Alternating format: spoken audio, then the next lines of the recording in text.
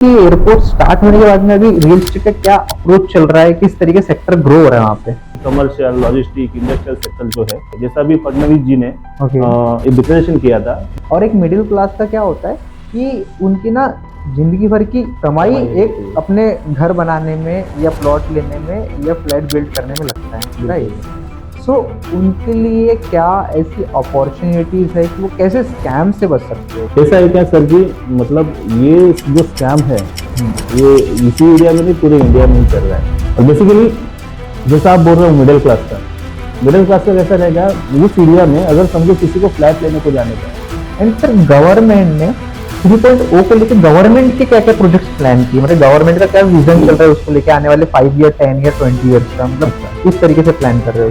Actually government जहाँ पे development का प्लान डालते हैं ना, और रायगढ़ डिस्ट्रिक्ट में तीसरी मुंबई तैयार करने का फैसला किया है। Hello guys, welcome to happen recently podcast. दोस्तों आज का पॉडकास्ट काफी स्पेशल है बिकॉज आज हमारे साथ में एक ऐसे गेस्ट है जो कि रियल एस्टेट एक्सपर्ट है और उन्हें हजारों लोगों को मदद करी है उनके ड्रीम प्लॉट को परचेस करने में और ड्रीम होम को बिल्ड करने में। आज उनसे हम लोग जानेंगे रियल एस्टेट की वो सारे सीक्रेट्स जो कि एक सक्सेसफुल इन्वेस्टर अपनी रियल एस्टेट जर्नी में स्टार्ट करता है। कैसे वो अपने रियल एस्टेट इन्वेस्टमेंट्स करें, किस स्कैम से वो बचे, किन किन चीजों का उनको ध्यान रखना है, ऐसी बहुत सारी चीजें। सो आज जो हमारे गेस्ट है उनका नाम है mister Sandeep Meher sir. He is a real estate expert और आज इस पॉडकास्ट में हम लोग डिटेल में बात करने ले मुंबई 3.0 के बारे में। नवी मुंबई इंटरनेशनल एयरपोर्ट आने के बाद में किस किस तरीके की रियल एस्टेट अपॉर्चुनिटीज है, किन सेक्टर्स में ज्यादा बूम होने वाला है, किस तरीके की कनेक्टिविटीज 3.0 में दी गई है और क्या क्या राइट अपॉर्चुनिटीज है, इन फ्यूचर में उसका डिमांड कैसे होने वाला है, किस तरीके के ग्रोथ पैटर्न्स होने वाले, वो सारा सीक्रेट्स इस पॉडकास्ट में हमने डिटेल में बात करी है। सारे सीक्रेट्स को हमने रिवील किया है। सो गाइस बने रहिएगा वीडियो के एंड तक। और इस चैनल को आपने सब्सक्राइब ना किया है तो इस चैनल को आप सब्सक्राइब कर लीजिए ताकि आपको और वैल्यूएबल इंफॉर्मेशन इस पॉडकास्ट में मिलते रहेंगी। So welcome Sandeep sir to happen recently podcast. नमस्ते sir ji. So Sandeep sir, जैसे मैंने आपकी जर्नी देखी अभी, सो आपने रियल एस्टेट में काफी काम किया है और काफी लोगों को हेल्प करी है कि उनके ड्रीम होम को बिल्ड करने में, उनको प्लॉट परचेस करने में, ऐसी बहुत सारे वेरियस एक्टिविटीज में। बिल्कुल। और नाउ डेज मैंने ये भी देखा है कि जैसे आप नवी मुंबई साइड से आते हैं और नवी मुंबई साइड में बहुत सारे प्रोजेक्ट्स आ रहे हैं रियल एस्टेट्स को लेके। Yes right. यस। जिसमें से अभी हाल ही में मैंने देखा कि अभी नई मुंबई इंटरनेशनल एयरपोर्ट स्टार्ट हुआ है, अदानी जी ने काफी कुछ किया है, तो उसको लेके काफी बूम है वहां पे रियल एस्टेट को लेके, राइट? बिल्कुल ना। सो टेल मी कि एयरपोर्ट स्टार्ट होने के बाद में अभी रियल एस्टेट का क्या अप्रोच चल रहा है, किस तरीके से सेक्टर ग्रो हो रहा है वहां पे? एक्चुअली एयरपोर्ट जो चालू हो रहा है ना, तो वो ज्यादातर क्या हो रहा है, क्या प्रॉपर्टी के बारे में ज्यादातर हाइक रहेगी। मतलब मुंबई या नवी मुंबई भी हो तो सबसे ज्यादा तो रेट वही नवी मुंबई में बढ़ने वाला है, राइट? तो एयरपोर्ट खाली मतलब आवन जाने का साधन नहीं रहेगा उसमें।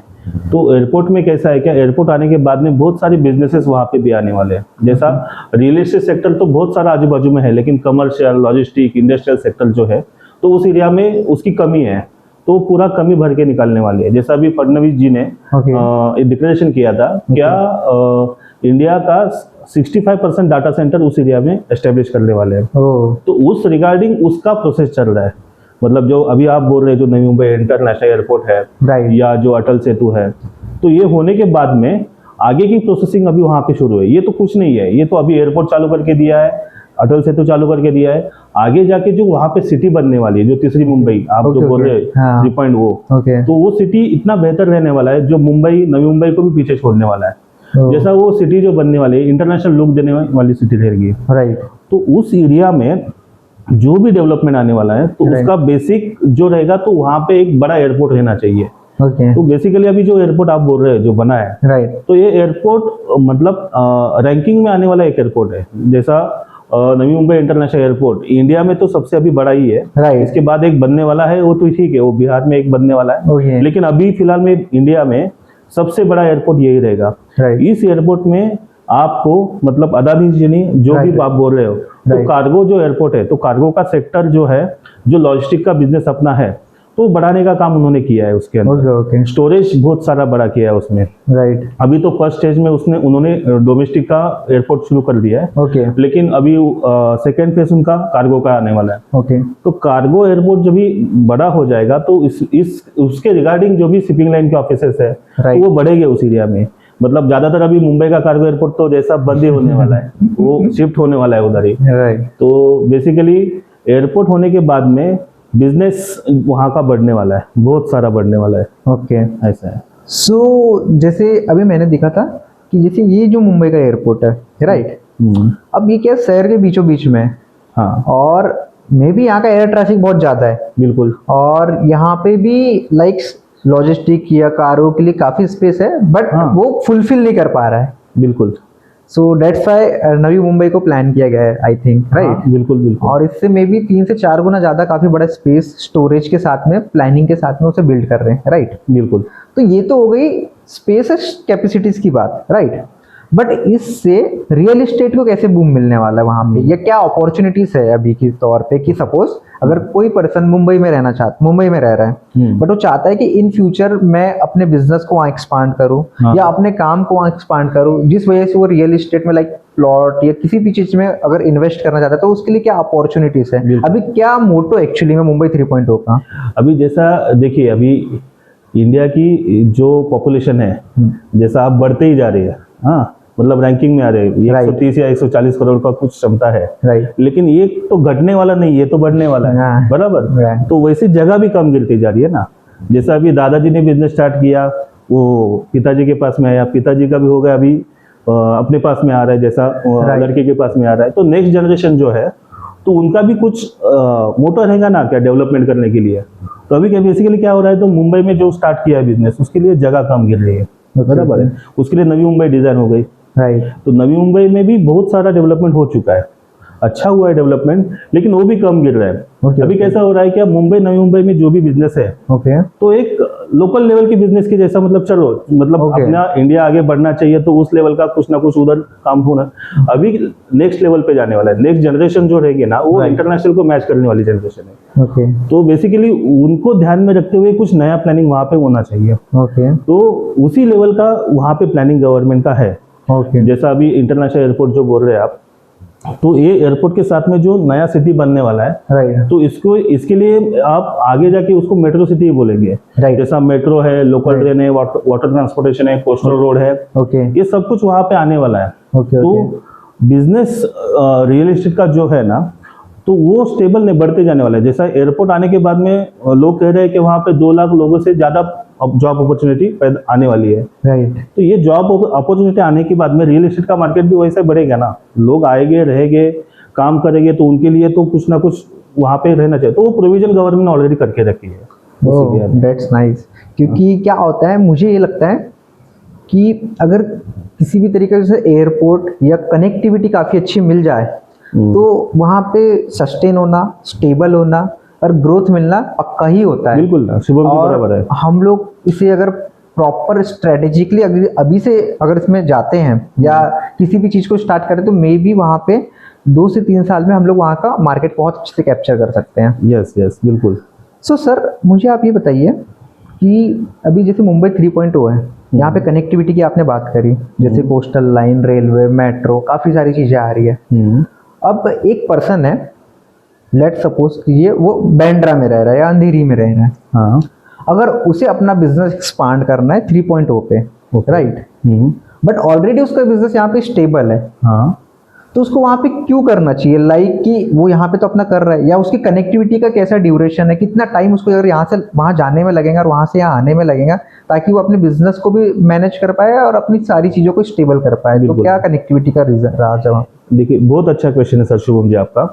देखिए जैसा अभी ये एयरपोर्ट जो बना है, राइट, एयरपोर्ट से पहले अभी कुछ दिन पहले अटल सेतु का काम शुरू हो गया। हाँ शुरू हो सुना गया। है यार। तो अटल सेतु जो बना है ओके तो ये समुद्र के ऊपर 22 किलोमीटर का ब्रिज है ओके ओके बराबर। मतलब वो शिवड़ी बडाला के पास से स्टार्ट हो रहा है और वो उड़न साइड में JNPT के पास में जाके चिल्ले करके गाँव उसमें खत्म हो रहा है। ओके लेकिन उसके पीछे में जो हिस्सा है जो वर्ली सीलिंग जो बना है, राइट राइट उसको लेके वो शिवड़ी ब्रिज तक कनेक्ट करके दे रहे हैं। उसका काम शुरू है अभी, राइट। ये कुछ साल में हो जाएगा वो काम। ओके ओके मतलब आप बांद्रा वाला इंसान जो यहाँ से निकलेगा ओके वो डायरेक्टली वो एयरपोर्ट को भी एक्सेस कर सकता है, या जो नया वहाँ पे डेवलपमेंट आने वाला है उसको भी एक्सेस कर सकता है। ओके ओके तो उनको आने जाने का ट्रैवलिंग जैसा 1.5-2 घंटे का ट्रैवलिंग है अभी इधर Right. नवी मुंबई से है ईस्ट Right. साइड में आने के लिए, वो ऑटोमेटिकली हाफ एन आवर से कम समय में जाएगी आप वहाँ पे, Oh. उस एरिया में।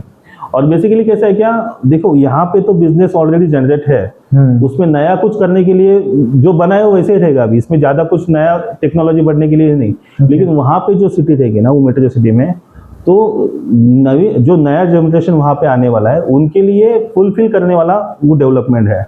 जैसा कोई लोगों को अभी जैसा मुंबई में कोई काम पे आता है, Right. कल्याण से आता है, Right. बराबर, कोई नवी मुंबई से आता है, राइट। तो उनको आने जाने के लिए ट्रैवलिंग कम से कम 1.5-2 घंटे का ट्रैवलिंग लगता है हाँ, मुंबई traffic, साइड में जॉब में आने के लिए।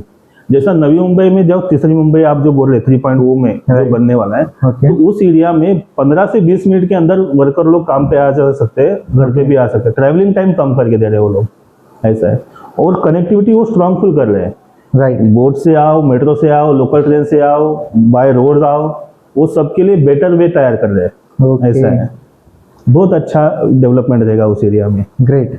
और बेसिकली वो ट्रैफिक मतलब सिग्नल वहाँ पे नहीं रहने वाले हैं। ओह वो जो सिटी बनने वाला है थर्ड Okay, मुंबई okay. 3.0, हाँ तो उसमें ज्यादातर सिग्नल नाम का चीज ही नहीं रहेगी उधर, विदाउट सिग्नल सिटी बनने वाली है। ऐसा क्या है। बात है। हाँ। लाइक यानी स्मार्ट सिटी रहने वाला है वो पूरा, बिल्कुल, हाँ। एंड उसे प्रॉपर प्लानिंग से कर रहे हैं, right. Yes yes. So sir इसमें मुझे आप ये बताइए कि इंडस्ट्रियल्स लोगों का क्या कहना है, मतलब लाइक कि किस टाइप की कंपनियां वहाँ पे आ रही है, या किस टाइप की कंपनी ने अभी तक आ चुकी है, आने का प्लान चल रहा है, मतलब दावा चल रहा है कि जिसकी वजह से जॉब अपॉर्चुनिटीज है, किस सेक्टर में ज्यादा डिमांड आने वाला है वहाँ पे। Yes, yes. आपको क्या लगता है? अभी हाल ही में मतलब 1 साल पहले का वीडियो है फडणवीस जी का, ओके। जिन्होंने एक बिजनेस मीटिंग अरेंज की थी। ओ तो वो बिजनेस मीटिंग में जैसा अंबानी, अदानी जैसे Right. बड़े बड़े बिग शॉट लोग जो है वो सब उस मीटिंग में थे। तो उनको एक टारगेट दिया था, क्या बाबा यहाँ पे जो नया सिटी बनने वाला है, ओके। आप आओ देखो, यहाँ पे आपको क्या बिजनेस मॉडल रन करने का आप रन कर सकते हो, नहीं आप मेरे साथ में पार्टनरशिप कर सकते हो। मेरे साथ में मतलब देवादेव जी के साथ में नहीं, गवर्नमेंट के साथ में पार्टनरशिप कर सकते हो। तो वो और बेसिकली उनको टैक्सेशन के लिए बेनिफिट वो देने वाले हैं। राइट। तो उस लेवल का वहाँ पे वर्कआउट है। उन्होंने वहाँ पे डेवलपमेंट करने के लिए जो हो सकता है गवर्नमेंट ने उतना करके रखा है। मतलब अदानी जी ने तो बहुत सारी प्रॉपर्टी वहाँ पे लेके रखी है, अंबानी जी ने लेके रखी है, मतलब लेके रखी है, मतलब उन्होंने कुछ सोच तैयार करने के लिए लिया। Right, job right. अपॉर्चुनिटी खड़ा होने वाला है वहाँ पे, राइट।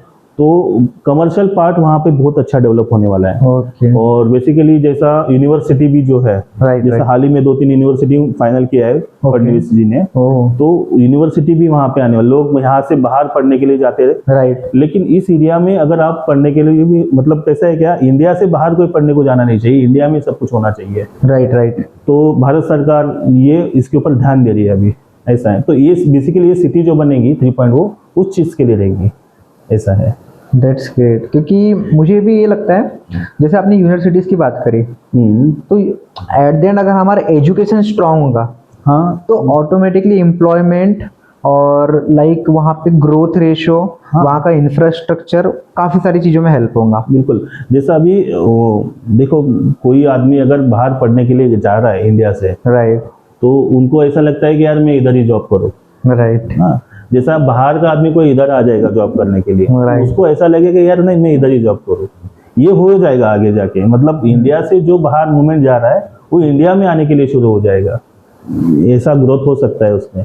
हाँ, बिकॉज क्योंकि अगर एजुकेशन स्ट्रांग है और अपॉर्चुनिटीज उनको समझ में आ रही कि जो उन्हें चाहिए, मतलब उनके नीड के अकॉर्डिंग, तो डेफिनेटली वहाँ पे होगा। बिल्कुल ना। बट सर जैसे मुझे आप ये बताइए कि समटाइम क्या होता है, जब कोई एयरपोर्ट बन रहा है या कोई भी बड़ा डेवलपमेंट वहाँ पे हो रहा है, तो ना बहुत सारी हाइप भी क्रिएट होती है। Yes. Hype in terms of कैसा कि लाइक या तो बड़े बिल्डर ने पहले से प्लॉट लेके रख लिया होता है, हाँ। या सारी चीजों को रिजर्व करके रखा हुआ होता है, बिल्कुल ना। राइट, जिसकी वजह से एक्चुअली में जो डिमांड है उसकी वो 10x मतलब महंगी हो जाती है। जिस वजह से उसमें प्रॉब्लम किसको आती है, जो मिडिल क्लास लोग हैं या जो सेकेंडरी पीपल्स हैं, क्योंकि वहाँ पे बड़े बड़े पॉलिटिशियन ने भर के इन्वेस्ट करा हुआ रहता है, या बड़े बड़े बिल्डर्स ने, या बड़े बड़े इंडस्ट्रियलिस्ट ने, राइट। सो ऐसे में बहुत सारे स्कैम्स भी होते हैं। बिल्कुल। जैसे अगर लेट सपोज कीजिए मुझे एक प्लॉट लेना है, बट मुझे कुछ भी नॉलेज नहीं है वहाँ का कि क्या है, कैसे है, कैसे मुझे लेना चाहिए। यस। और एक मिडिल क्लास का क्या होता है कि उनकी ना जिंदगी भर की कमाई एक अपने घर बनाने में या प्लॉट लेने में या फ्लैट बिल्ड करने में लगता है, राइट। सो उनके लिए क्या ऐसी अपॉर्चुनिटीज है कि वो कैसे ले सकते, कैसे स्कैम से बच सकते हैं वो? बिल्कुल ऐसा है क्या सर जी, मतलब ये जो स्कैम है ये इसी एरिया में नहीं, पूरे इंडिया में ही चल रहा है, राइट। ऐसा है। लेकिन कैसा है क्या, जो प्रॉपर्टी खरीद रहे हैं ओके, तो वो लोग भी होशियार रहने चाहिए, क्योंकि कोई भी हम लोग चीज़ खरीदते हैं तो उसको देखना चाहिए, परखना चाहिए, बाबा ये चीज़ बराबर है नहीं है, उसमें लिटिगेशन है नहीं है। कैसा है कि उस चीज़ के लिए सॉलिसिटर लोग रहते हैं, वकील लोग रहते हैं, उनके मार्फत उन्होंने उसका टाइटल रिपोर्ट निकालना चाहिए। ओके। बाद में मतलब उसमें वो प्रॉपर्टी के ऊपर कुछ लिटिगेशन है, गवर्नमेंट का कुछ रिजर्वेशन है, ये सब कुछ क्रॉस चेक करने के बाद में उन्होंने खरीदना चाहिए। और बेसिकली जैसा आप बोल रहे हो मिडिल क्लास का कैसा रहेगा, उस एरिया में अगर समझो किसी को फ्लैट लेने को जाने का है, राइट, बराबर, तो मिडिल क्लास लोग या कोई भी मतलब जिसका लाख रुपए सैलरी है, 2 लाख रुपए सैलरी भी है, वो लोन निकाले बिना फ्लैट नहीं लेते ज्यादातर लोग, लोन तो पहला निकालते ही है। देखिए अगर किसी को फ्लैट लेने का है उस एरिया में, समझो 50 से 60 लाख के बीच में अगर फ्लैट लेने का है, तो 10 लाख रुपए उसको डाउन पेमेंट तो करना ही पड़ता है, राइट। ऐसा है।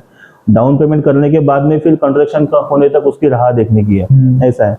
तो उसके बाद में भी उसका ईएमआई चालू ही रहता है ना, मतलब क्या होता है क्या, खुद के भाड़े के फ्लैट में से रहने के बाद में वो जो बैंक को लोन देता है वो तो बैंक के फ्लैट में जाके रहता है, वो तो भाड़े से रहता है, राइट। हाँ, मतलब उसको तो टेनेंट भरने का ही है ना, 10-15 साल के लिए वो लोन रहता है, राइट।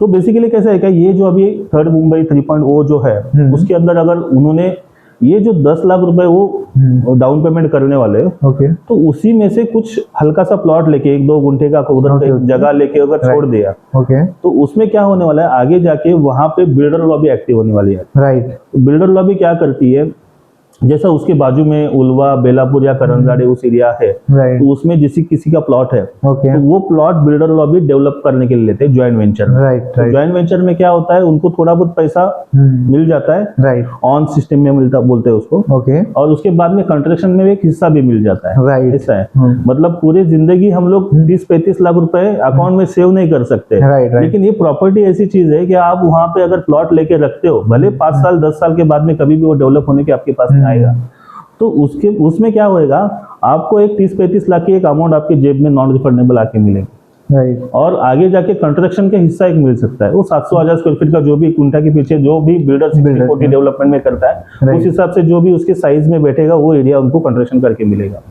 इससे क्या होएगा, क्या देखो पूरी जिंदगी उन्होंने मेहनत करने के बाद में भी उसके अकाउंट में 30-35 लाख कभी, मतलब अरे 50,000 नहीं जमा होते लोगों के अकाउंट में, तो 30-35 लाख ऑन अकाउंट अगर मिल के उधर एक कंस्ट्रक्शन उसको मिल जाएगा, तो उसकी लाइफ पूरी सुरक्षित हो जाएगी, राइट। मतलब ठीक है 5 साल का बाद का सपना उसका सच होएगा, लेकिन 5 साल अगर वो किसी फ्लैट में जाके रहने वाला है तो उसका टेनेंट भरने वाला है या उसका ईएमआई तो भरने वाला है, तो उससे अच्छा तो थोड़ा बहुत कुछ सेविंग करके उसने वहां पे प्लॉट खरीदना ही चाहिए, बहुत बेहतर है। थर्ड मुंबई में अगर आप प्लॉट लेते हो तो आपका भविष्य सुरक्षित है, हाँ बिल्कुल। सो आप क्या सजेस्ट करते हो, मतलब प्लॉट लेना चाहिए, फ्लैट लेना चाहिए, ऐसा मुंबई पॉइंट ऑफ व्यू से? अगर मुंबई में इधर कोई रह रहा है या नवी वहाँ पे 3.0 में अगर उसे अपना मतलब काम बिल्ड करना है, बिजनेस बिल्ड करना है, या उसको रहने के लिए जाना है, तो उसको क्या प्लॉट लेना चाहिए, फ्लैट लेना? बिल्कुल ना, प्लॉट ही लेना चाहिए सर जी। देखिए कंस्ट्रक्शन करके बिल्डिंग में अगर हम लोग रहने को जा रहे हैं तो हमको खुद की प्रॉपर्टी नहीं रहती है वो, राइट। किसी डेवलपर से अटैच करके ही हम लोग कुछ वहाँ पे रह सकते हैं, राइट। लेकिन आगे जाके हम लोग को अगर हम लोग प्लॉट खरीदते हैं तो प्लॉट खुद का हो सकता है, वो प्लॉट के ऊपर आप कुछ आपका खुद का डेवलपमेंट कर सकते हो, या कुछ कमर्शियल एक्टिविटी कर सकते हो, रेसिडेंशियल एक्टिविटी कर सकते हो, ऊपर मकान कर सकते हो, नीचे दुकान कर सकते हो, ये सब कुछ वहाँ पे हो सकता है, राइट। अगर आप वहाँ पे जगह लेते हो तो वो जगह के अंदर आपको जो चाहिए वो आप कर सकते हो, ऐसा है। या तो कोई ग्रुप मिलके जगह लेता है, तो ग्रुप की बड़ी जगह अगर होती है तो Right. वो ग्रुप किसी कमर्शियल एक्टिविटी के लिए भी जा सकता है। राइट। बेसिकली क्या हो रहा है, वहां पे 80% आपका कमर्शियल वर्कआउट रहने वाला है। ओ 3.0 में आपका बेसिकली 80% कमर्शियल वर्कआउट रहेगा, 20% रेसिडेंशियल वर्कआउट रहेगा। और फिर उस रेसिडेंशियल भी जो रहेंगे तो वो नीचे लेवल के लोग नहीं रहेंगे वहां पे, एक Right. हाईटेक सिटी बनने जा रही है ना, राइट। तो उस लेवल के वहां पे डेवलपमेंट होने वाली है। राइट। मतलब मिडिल क्लास वाला भी आगे निकल सकता है उस एरिया में, वो मिडिल क्लास नहीं रहेगा अगर उधर उसके पास में प्लॉट रहेगा तो। राइट अपॉर्चुनिटी में राइट ग्रैब। बेसिकली कैसा होता है, इंटरनेशनल एयरपोर्ट जो बना है वहाँ पे तो बहुत सारा हाइक चल रहा है अभी, क्या बाबा हम लोग को वहाँ पे प्लॉट खरीदने के, बहुत सारे लोग वहाँ पे जा रहे हैं, बहुत सारी कंपनी वहाँ पे सर्च कर रहे हैं, फिर उधर जाके कुछ प्रॉब्लम वहाँ पे आ रहे हैं। तो मेरा एक सजेशन रहेगा सब लोगों को उस एरिया में, क्या वहाँ पे जो भी आप जगह खरीद रहे हो तो वो जगह देख के ही जमीन खरीदनी चाहिए। मतलब कोई भी लोग क्या करता है, लंबा से हाथ दिखा के बाबा ये एरिया में हम लोग प्लॉट सेल करते हैं, Right. वैसा नहीं होना चाहिए। जैसा भी हम लोग क्या करते हैं, हम कोई भी प्लॉट खरीदने को जाएंगे तो उस प्रॉपर्टी को रोड है क्या वो देखना चाहिए। जैसा भी वो एरिया डेवलप नहीं हुआ है तो इस एरिया के अंदर गवर्नमेंट का कौन सा रोड जाने है। जैसा भी वहाँ पे नवी मुंबई में कैसा है, नवी मुंबई सायन पनवेल हवे को लग के डेवलप हो चुकी है। राइट। वैसे थर्ड मुंबई बेसिकली जो डेवलप होने वाली है ना, वो Alibag Virar corridor okay okay. जो बनने वाला है नया 16 लेन का रोड है, इंडिया में सबसे पहली बार ये बन रहा है। और दुबई कॉरिडोर जैसा बना है उसको लग के जो सिटी डेवलप हो रही है, वैसा उस अलीबाग विरार कॉरिडोर को लग के सिटी डेवलप होने वाली है। ज्यादातर अपॉर्चुनिटी लोगों को वहीं पे है, जो कॉरिडोर से अटैचमेंट वाले प्लॉट अगर वो खरीदते हैं तो उनको ज्यादा बेनिफिट हो सकता है, लेकिन उसके लिए भी लैंड को कंट्रोल में रखना चाहिए। Okay. मतलब लोगों को इकट्ठा आके डेवलपमेंट का प्लान देना चाहिए। कोई बोलेगा मेरा 10 गुंठे का प्लॉट है मैं खुद डेवलप कर सकता हूँ, ऐसा नहीं कर सकते हो। Right right. ऐसा है क्या, वहाँ पे कुछ गवर्नमेंट की प्लानिंग अथॉरिटी के कुछ नियम रहेंगे, उस नियम को फॉलो करके हम लोग डेवलपमेंट वहाँ पे कर सकते हैं। ओके। जैसा 10-12 एकड़ का प्लॉट इकट्ठा हो जाएगा तो बहुत अच्छी डेवलपमेंट वहाँ पे हो सकती है। Definitely. लोगों ने 4-5 लोगों ने या 4-5 ग्रुप ने एक साथ में आके वहाँ पे डेवलपमेंट का प्लानिंग करना चाहिए। राइट। मेरा सजेशन रहेगा क्या, लोगों ने वहाँ पे कॉरिडोर से अटैच या मेन जंक्शन वहाँ पे कुछ होने वाले हैं तो उसके आजू बाजू में अपने प्रॉपर्टी बाय करके रखिए, वो ज्यादा बेनिफिट रहेगा आपको। राइट। ऐसा है। That's great sir. तो सर मुझे आप बताइए, जैसे आपने बोला कि वहाँ पे 1 कुंटा या 2 कुंटा उनको प्लॉट लेना चाहिए एग्जांपल, राइट? हाँ। सो एक एवरेज प्राइस अभी क्या चल रहा है कि अगर किसी को 1 कुंटा प्लॉट लेना है, 2 कुंटा प्लॉट लेना है, क्या उसमें अपना 2 BHK का फ्लैट बना सकता है वो, या घर बना बिल्कुल, सकता है? 1 गुंठा के अगेंस्ट में उसको 1000 स्क्वायर फीट तक कंस्ट्रक्शन मिल सकता है। Okay. 700 से 1000 स्क्वायर फीट का कंस्ट्रक्शन उसको आ सकता है उस एरिया में। ओके उसमें 2 BHK आपका बैठ सकता है। ओके। बेसिकली उस एरिया में कैसा है, अभी प्लॉट जो हम लोग वहां पे खरीदने वाले हैं उसका टीपीएस प्लानिंग अभी आने वाला है। राइट। मतलब उसका एक एयरपोर्ट शुरू हो गया है, अटल सेतु शुरू हो चुका है, अगर एमएमआरडी का काम आगे बढ़ रहा है या सिडको का वहां पे काम आगे बढ़ रहा है, एक प्लानिंग अथॉरिटी है, ये 2 प्लानिंग अथॉरिटी वहां पे काम कर रही है। ओके। तो उसमें उस एरिया में कैसा हो रहा है, क्या उस एरिया में हम लोग कोई प्लॉट खरीदते हैं तो उसके लिए डेवलप करने के लिए काम करने वाली जो प्लानिंग अथॉरिटी रहेंगी ना, वो गवर्नमेंट की मतलब एमएमआरडी या सिडको के टाइप में रहने वाली है। तो वो लोग वहां पे डेवलपमेंट आपको प्लॉट डेवलप करके देने वाले हैं उस एरिया में। उसके ऊपर आपका मन चाहा डेवलपमेंट कर सकते हैं, लेकिन सिक्योरिटी है कि आपके अगेंस्ट में वहां पे डेवलपमेंट वहां होने वाला है। ओके। ये चीज है वहां पे। या बिकॉज क्योंकि सर नाउअडेज क्या हो रहा है कि अभी मुंबई 3.0 का काफी हाइप है, तो यहाँ पे ना बहुत सारे लोगों ने रियल एस्टेट के लाइक अपने अकॉर्डिंग रेट रख दिए हैं, राइट? और एक्चुअली में लोगों को प्रॉपर नहीं पता है कि वहां पे कितना डेवलपमेंट होने वाला है, क्या होने वाला है, कैसे होने वाला है। बट सर जैसे आपने कहा डेवलपमेंट, राइट, और वहाँ काफी तेजी से चल रहा है, बट होता है ना कि वहाँ पे नियर बाय एरिया में बहुत सारे ऐसे लोकल गांव या विलेजेस भी होते हैं, बहुत सारे ट्री प्लांट पर्यावरण वाली चीजें होती है, बिल्कुल। तो इनको भी तो काफी अफेक्ट हो रहा है। तो इसके लिए फिर गवर्नमेंट क्या प्लान कर रही है, मतलब कैसे वहाँ पे, क्योंकि एट द एंड हमको हैप्पी लिविंग और पीस लिविंग के लिए ही वहाँ पे जाना है। सो क्या प्लान एक्सपांशन? एक्चुअली कैसा है क्या, गवर्नमेंट उसके बारे में बहुत अच्छा सोच रही है अभी। मतलब कोई रास्ते के लिए कोई झाड़ निकल रहा है, राइट, कोई पौधा निकल रहा है, तो उसके अगेंस्ट में उसको 10 पौधे लगाने के ये स्कीम उन्होंने एक्टिव करके रखी है ऑलरेडी। तो उन्होंने क्या किया है, जो भी रोड बनने वाला है तो उसके बाजू में उन्होंने काम शुरू है पौधे लगाने के लिए। तो उनका ऑलरेडी इसके ऊपर बहुत अच्छा वर्कआउट चल रहा है। पर्यावरण दूषित ना हो इसके लिए गवर्नमेंट का बहुत अच्छा वर्कआउट चल रहा है। जैसे ईवी व्हीकल अभी वो लोग आ रहे हैं, राइट। हाँ, तो उसमें तो प्रदूषण बहुत ज्यादा लेस हो सकता है। उनके लिए कुछ कुछ सुविधा भी की है, जैसे अटल सिटी में कोई गाड़ी लेके जाता है ईवी व्हीकल, तो उसको टोल फ्री करने वाले वो लोग ऑलरेडी हो चुका है मेरे ख्याल से। अच्छा। तो पर्यावरण के लिए गवर्नमेंट ने बहुत अच्छा स्कीम वहां पे किया है कि जहाँ पे रास्ते के मतलब पौधा टूटने वाला है तो उसके आगे से एक पौधे के आगे 10 पौधे उनको लगाने की, ऐसा पर्यावरण के लिए वहां पे। तो कैसा है, बेसिकली विलेज है वहां पे, तो बेसिकली जो फॉरेस्ट जोन उन्होंने डिक्लेयर कर दिया है वो फॉरेस्ट ही रहने वाला है, उसको कुछ वो डेवलपमेंट को हाथ लगाने वाले नहीं है। जो ऑक्सीजन चाहिए वो क्रिएट भी होना चाहिए, डेवलपमेंट भी आने वाले, तो उसको सब ध्यान में रखा है गवर्नमेंट ने, ऐसा है। ग्रेट, क्योंकि एट द एंड क्या होता है, अगर हमारा एग्रीकल्चर या इन्वायरमेंटल चीजें स्ट्रांग है ना, तो लोग ना हेल्थी लिविंग लाइफ जी सकते हैं, नहीं तो काफी दिक्कतें होती है, राइट। बिल्कुल। एंड सर गवर्नमेंट ने 3.0 को लेकर गवर्नमेंट के क्या क्या प्रोजेक्ट्स प्लान किए, मतलब गवर्नमेंट का क्या पॉइंट ऑफ व्यू चल रहा है, यानी गवर्नमेंट का क्या विजन चल रहा है उसको लेके आने वाले 5 ईयर 10 ईयर 20 ईयर्स का, मतलब अच्छा, किस तरीके से प्लान कर रहे हो उसे? ये बहुत अच्छा क्वेश्चन शुभम जी। जैसा अभी आप देख रहे हो, नवी मुंबई जो इंटरनेशनल एयरपोर्ट बना है, राइट। तो ये बनने के बाद में एक बिजनेस क्लास एयरपोर्ट बन रहा है, राइट। तो इसी से रिलेटेड जो भी बिजनेस वहां पे है, मतलब जैसा लॉजिस्टिक पार्क वहां पे ऑलरेडी बहुत अच्छा चल रहा है, मतलब जेएनपीटी का पोर्ट का बिजनेस है, तो लॉजिस्टिक है, यूनिवर्सिटीज नई वहां पे आने वाली है, एक बिजनेस है, और डाटा सेंटर का बहुत अच्छा वर्कआउट वहां पे होने वाला है, ऑलरेडी गूगल का सेंटर वहां पे आ चुका है। क्या बात है। और उसके रिगार्डिंग बहुत सारे वहां पे एक्टिविटीज गवर्नमेंट कर रही है जो बिजनेस बढ़ा सकते हैं। जैसा मुंबई आज भारत का आर्थिक राजधानी करके बोला जाता है, राइट। वैसे कुछ सालों के बाद में तीसरी मुंबई भारत की आर्थिक राजधानी रहने वाली है। राइट। ये उड़ीसा पे प्लानिंग चल रहा है, तो मे बी बिल्कुल बहुत अच्छी बिजनेस अपॉर्चुनिटी वहां पे ला रहे हैं। और वहां पे कैसा है, क्या पहले लोग क्या करते हैं, क्या सोच लोगों की कैसी थी कि अब मैं इंडिया में हूं तो मैं इंडिया में कुछ काम करूंगा, अभी लोग सीखे, बाहर जाके उन्होंने नए नए आइडियाज लेके आए इंडिया में, और उसके रिलेटेड नया बिजनेस बढ़ रहा है। जैसे अभी अपनी गडकरी जी है, तो वो कोई भी चीज ऐसे ही नहीं करते हैं, वो पहला एक्सपीरियंस देखते हैं, बाहर जाके देखते हैं, बाबा ये चीज वहां पे ढंग से चल रही है, तो वही चीज यहाँ पे आके वो कर रहे हैं, राइट। तो बहुत अच्छा वर्कआउट करने वाला है, बिजनेस अपॉर्चुनिटी बहुत ज्यादा रहेगी वहां पे। ग्रेट, बहुत अच्छी बात है सर, बिकॉज क्योंकि अगर हम लोग बिजनेस पॉइंट ऑफ व्यू से अगर उसे देखते हैं, सो उसका ग्रोथ बहुत अच्छा है। बिल्कुल ना, और काफी सारी चीजें हैं जो हमें स्मार्ट बनाती है वहां पे, राइट।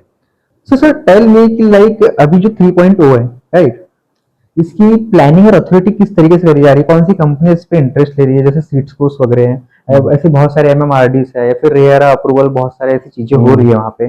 सो किस तरीके से प्लान हो रहा है, किस लोकेशन में क्या वेटेज है या क्या होने वाला है वहाँ पे? एक्चुअली गवर्नमेंट जहाँ पे डेवलपमेंट का प्लान डालती है ना, राइट, तो वहाँ पे एक सिलेक्टेड एरिया के लिए प्लानिंग अथॉरिटी अवेलेबल करके देती है। जैसा अभी मुंबई के लिए एमएमआरडी काम कर रहा है, राइट, जैसा नवी मुंबई के लिए सिडको काम कर रहा है, राइट, ऐसा है। अभी हाल ही में एमएसआरडीसी भी पुणे रोड की तरफ पे कुछ डेवलपमेंट लेके जा रही है आगे, राइट, राइट। ऐसे उस एरिया में नवी मुंबई के लिए, मतलब जो थर्ड मुंबई बनने वाला है, मुंबई 3.0, उसके लिए प्लानिंग अथॉरिटी जो है, ये एक सिडको आपको मेन रोल करने वाली है, जो उसके अंदर अभी जो एयरपोर्ट का काम शुरू हो गया है, राइट, उसी के अंदर हो चुका है। और उसके बाद में एमएमआरडी आपको अपना खुद का एक सिटी डेवलप करने को जा रही है। जैसा मुंबई में क्या किया है उन्होंने, एसआरएस स्कीम लॉन्च किया है, पुराना कंस्ट्रक्शन तोड़ो फिर नया कंस्ट्रक्शन करो, एफएसआई बना के लो, ऐसा कुछ कर लिए। तो अभी बेसिकली उनको एक नया सिटी बनाने को मिलने वाला है, जैसा वो 3.0 में करने वाले हैं। खुला जमीन है, एडवांटेज ऐसा है क्या, जैसा चाहे वो डेवलपमेंट कर सकते हैं, और उसको सुशोभीकरण करने के लिए उनको भी अच्छा मिल सकता है। जैसा वो प्रॉब्लम यहाँ पे मुंबई में आ रहे हैं, राइट, नवी मुंबई में वो प्रॉब्लम थोड़े से सॉल्व हो गए, राइट, तीसरी मुंबई में तो वो पूरे सॉल्व हो गए, राइट। Great sir, great.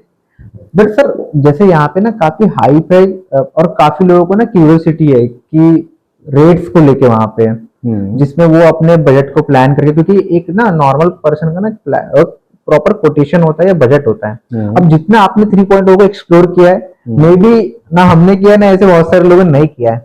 सो आपके अकॉर्डिंग एक बेसिक बजट से 3.0 में कहाँ किस एरिया में वो अपना ले सकता है प्लॉट्स या बाकी चीजें, कैसी अपॉर्चुनिटी क्रिएट कर सकता है वहां पे? बेसिकली कैसा होना चाहिए, वहाँ पे स्टार्टिंग प्राइस क्या होते हैं, मतलब स्टार्टिंग कहाँ से वो जा सकता है, कैसे? बिल्कुल ना, अभी कैसा है क्या, उस एमएमआरडी में अभी हाल ही में एक जीआर अपडेट किया था। Okay. उसमें उन्होंने 124 गांव गिने चुने लिखे हैं। Right. तो 124 गांव के अंदर आप प्रॉपर्टी ले सकते हो। तो उसमें उन्होंने कुछ जगह पे ग्रीन जोन डाला है, कुछ जगह पे येलो जोन मतलब U2 जोन करके Right. रखा है, और कुछ एरिया में रेसिडेंशियल जोन है। राइट। ऐसा है।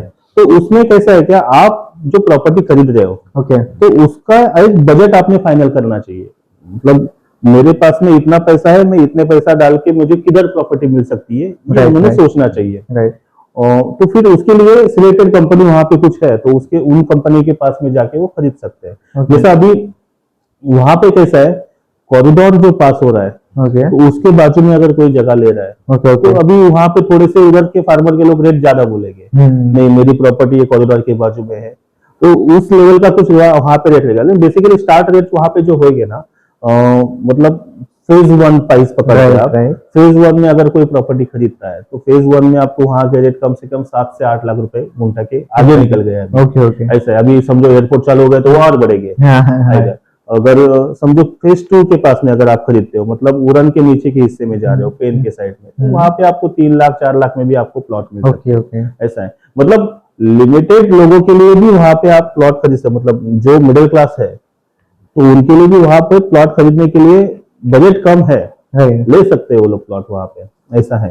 या। जिसकी जितनी ताकत वो उतना प्लॉट बड़ा ले सकता है। ऐसा है। Oh that's nice. बिकॉज क्या है कि वो अपने ड्रीम को फुलफिल कर सकता है। बिकॉज मुंबई में तो उन्होंने सिर्फ फ्लैट को ही एक्सप्लोर किया है, बट हर कोई चाहता है कि हमारा खुद का एक बंगलो टाइप से बने, हाँ। एक प्रॉपर हम लोग अपनी हैप्पी लाइफ या पर्सनल लाइफ को वहां पे स्पेंड करें। या कुछ लोग ऐसे भी हैं मुंबई में कि वो यहाँ रहेंगे बट वो वीकेंड एंजॉय करने के लिए वहां पे जाएंगे। हाँ हाँ तो ऐसी फैसिलिटीज भी वहां पे काफी सारी आने वाली है। बिल्कुल ना। काफी सारे रो हाउस डेवलप होने वाले हैं, काफी सारे ऐसे कमर्शियल। अभी तो वही चल रहा है ना। अगर आप पुना रोड पे जाओगे, ओल्ड पुना रोड पे, राइट। तो वहां पे गोदरेज है, या गोदरेज वाधवा जी है, राइट। तो हीरानंदन जी है। तो उन्होंने क्या किया, बंगलो प्लॉटिंग सेल किया। एक एक गुंठे का उन्होंने 1000 स्क्वायर फीट का, 1,500 स्क्वायर फीट का प्लॉट का कीमत कम से कम उन्होंने 1 CR के ऊपर रखा है। ओह। मतलब बहुत हाइक होने वाला है उस प्रॉपर्टी में। लेकिन इतना बड़ा रेट लेके वहां पे कुछ मतलब नहीं है। हम लोग क्या करेंगे, अपने बजट के हिसाब से वहां पे प्लॉट सर्च करेंगे और वैसे ले सकते हैं। ऐसा है। Great sir, great. So sir tell me कि अगर किसी को भी वहां पे इन्वेस्ट करना है तो बहुत सारे प्रोटोकॉल्स भी होते हैं, बहुत सारी सिक्योरिटीज भी होती है, बहुत सारी चीजें होती है जिनको ध्यान में रखते हुए करना होता है। सो अगर किसी को भी 3.0 में इन्वेस्ट करना है तो उसके लिए फर्स्ट स्टेप क्या होगा और उसके लिए एक राइट स्ट्रेटेजी क्या होगी कि जिससे वो अपने सक्सेसफुल प्लॉटिंग जर्नी को या सक्सेसफुल प्लॉट को अपने लिए परचेस कर पाए और अपना कंस्ट्रक्शन या अपने ड्रीम को फुलफिल कर पाए वहां पे। तो देखिए उस एरिया में कैसा होता है, क्या ये फार्मिंग लैंड है, बराबर। तो फार्मिंग लैंड के ऊपर लिटिगेशन ज्यादा हो सकता है। ओके। कुछ भाइयों के वाद रहते हैं, राइट। और कुछ वारस उनके अलग अलग होते हैं। राइट। ये सब कुछ चीज है ना, वहां पे बेसिकली देखना ही चाहिए। या गवर्नमेंट का कुछ रिजर्वेशन रहता है, वक्फ बोर्ड रहता है, ये Right. सब कुछ उधर, मतलब ये वहां के प्रॉब्लम्स है। राइट। ये प्रॉब्लम समझने के बाद में ही वहां पे प्लॉट खरीदना चाहिए। ऐसा है। मतलब आपने जो पैसा डाला है वो किसी जगह पे जाके फंसना नहीं चाहिए। राइट। राइट। तो ये चीज कैसा है कि ये किसी सॉलिसिटर का या किसी मतलब वकील का, एडवोकेट का हेल्प लेके वहां पे प्लॉट खरीदना चाहिए। राइट। ये मैं सजेशन दूंगा सब लोगों को। ओके। ऐसा है। So that's great sir. आपने बहुत सारी चीजें बताई और बहुत सारे राज भी खोले 3.0 के। ओके। और आई होप हमारी ऑडियंस को भी बहुत कुछ सीखने मिला है और इससे सीख के वो अपने लिए स्ट्रेटेजीज बिल्ड करेंगे और अपना ड्रीम होम बिल्ड करेंगे। So thank you so much sir for valuable time. Welcome sir, thank you.